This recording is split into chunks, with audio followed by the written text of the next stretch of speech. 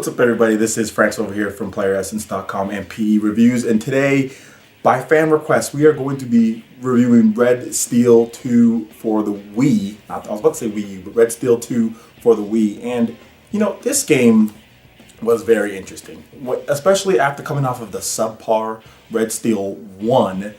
Red Steel 2 really did a lot of things that the fans really liked, and we're going to go ahead and discuss a lot of those things on this review. So, Red Steel 2, I should say. This very motion heavy game. You guys have already heard my opinion as far as motion controls go. Red Steel 2, basically with the Wii Motion Plus accessory, you were able to actually one-to-one slash, and anywhere where you slashed, anywhere where you went, that would actually replicate on screen. It wasn't quite one-to-one as far as like motion and going at the same time, but it was as far as like, you know, accurately depicting your swings as far as stuff like that. Now, going into more of the gameplay and what like the core mechanics of the game, it was pretty cool because you could point at the screen and shoot like a first-person shooter, and then but you can also move the controller up and slash. It was kind of had this really cool mix gameplay-wise of slashing and swords and guns, and it really worked. The setting worked. It was like Western. But it was still modern at the same time. So the gameplay was fantastic. You basically played as like the lone wolf type of guy. Your whole, you know, crew was killed and you're going out for revenge. So it was actually really cool gameplay wise. Like I said, the setting with the gameplay really meshed well. And like I said, the motion controls really, they worked. They did their part. I like them. Now moving more into the core mechanics of the gameplay as far as what you got, there was a lot of cool upgrades. There was a lot of cool different abilities that you can get. Kind of like Metroid-ish at times. You know, you go through, get through a part, earn a new ability, you can get money, buy new abilities, practice those. Stuff where like you kind of go like this, and like you'll do like a spinning slash. You can slash people up into the air, shoot them, jump up, slash them back down. It wasn't quite like combo heavy, like let's say like a Devil May Cry or that, but it did have a little bit of that sense and a little bit of that gameplay in there to where you're like, kind of like, okay, I'm comboing people up. So it actually worked really well. Sometimes though, the motion controls necessarily weren't 100% accurate. You got to make sure that you really concentrate before you do a move, but it still worked well. Now, moving into some of the other parts of the game, as far as the graphics go, so let's go ahead and let's talk about the visual presentation. The visual presentation was amazing. The game ran at 60 frames per second, actually even higher than that. I remember reading one of the interviews where the developer was like, hey, it actually goes a little bit higher at some points. And yeah, you can feel that. When you're playing the game, you don't really feel any dips in frame rate. It really works well. And I think with a motion controlled game, you definitely need a game with a smooth frame rate, a game that's really nice and responsive. And it had that. It was 60 frames per second, and it actually looked really sharp, looked really good. The engine that they had it running on was a modified engine of the Unreal Engine 3. It was like a 2.5 version, and it looked and played great. Now, some of the pitfalls with the game though was content. For me, the content was not there. Now, you know, coming off of Red Steel 1, there was multiplayer, and which was not very good, but they still had that in there up to 4 players.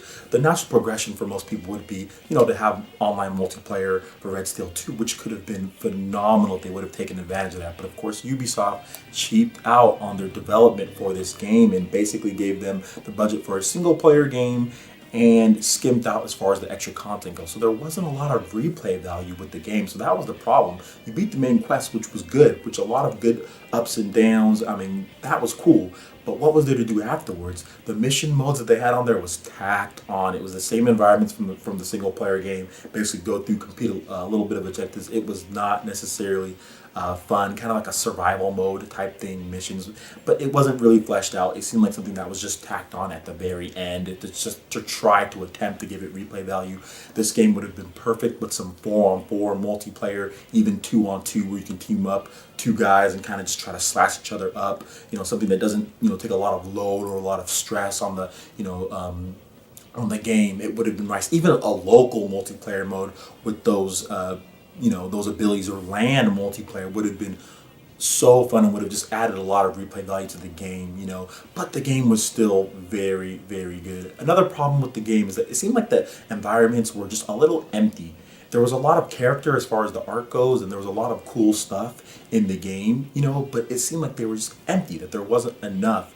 And I can understand that because they were trying to keep that 60 frames per second. So you're not going to see a lot of enemies on screen and stuff like that. But it just seemed like the art design seemed a little empty. The places just seemed empty, and it didn't have enough life in there, which is, is okay. It kind of went well with the story. It felt a little too shallow, but like I said, the setting was still really cool. The game was fun. The gameplay was fantastic.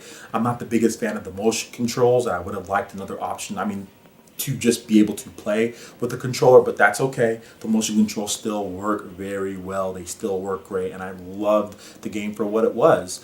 But with the lacking of content, which a lot of Nintendo fans really love to harp on, I love the replay value and content. This game kind of falls short without adding the multiplayer in there, or without adding extra modes of substance. Would have been a little bit better too. Like Mario Galaxy does a good job of adding extra levels and extra things in there to keep you coming back. So I couldn't really. It would be hard for me to justify the price tag at the time that it came out. But regardless, it's still very, very, very good game that I like. So I'm actually going to have to give Red Steel 2 a solid 8 out of 10. Great game, has a lot of cool features, great engine, smooth frame rate, really good motion controls, but the lack of livelihood, the lack of depth with the content, the lack of the environment, just kind of feeling dead, and of course, no replay value kind of really harps the experience, and the story necessarily isn't the strongest. You guys know that I don't like to talk about story much. It's okay, it has a nice premise, but it's not necessarily anything that you're going to be like, you're going to remember. So solid 8 out of 10, not a bad game, definitely really good. You can get it for super cheap, but remember, you do need the Wii Motion Plus accessory to play it. Very good game on the Wii. I wish Ubisoft would have made Red Steel 3 on the Wii U instead of Zombie U. That would have been awesome. But hey, can't always get what you want. But go out there and pick up Red Steel 2 if you're looking for a great motion-controlled, action-heavy game for your Wii. Pick that up for your Wii U. I mean, Wii U's backwards compatible. You can use all the same controllers and everything. So definitely do that when you get a chance. Now, let me know what you guys think about Red Steel 2. Did you play it yet? Are you going to play it after this review? Did you guys like it? Let me know what you guys think about the motion controls. Put that in the comment section below, and make sure you check out Playeressence.com for all your news, reviews, trailers, tips, and tricks. We got plenty of good stuff coming up for 2014. Plenty of good stuff already on the site, so check that out when you get a chance. All right, once again, this is Francis, and we will see you guys for the next episode of Just Games. Peace.